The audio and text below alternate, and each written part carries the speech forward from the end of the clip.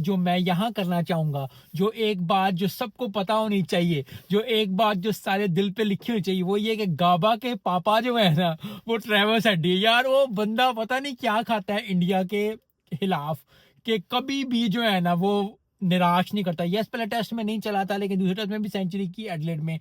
अब फिर जो है गाबा में फिर एक दफा सेंचुरी कर ली। जबरदस्त परफॉर्मेंस। आई थिंक इससे अच्छी परफॉर्मेंस और हिम्मत दिखाने वाली जो बात है ना, वो नहीं हो सकती। क्योंकि जब आया था ट्रेविस हेड, उस वक्त ऐसा लग रहा था कि जी इंडिया जो है वो खत्म कर देगा, इंडिया जल्दी जल्दी आउट कर लेगा, कुछ चांसेस भी बने। लेकिन जो हिम्मत, जो निडरपन और जो जो के जो फोकस है ना उसका, कि यार आओ मैं मारूंगा, मुझे परवाह नहीं है, ये जो है ना ये बहुत डेंजरस हो जाता है।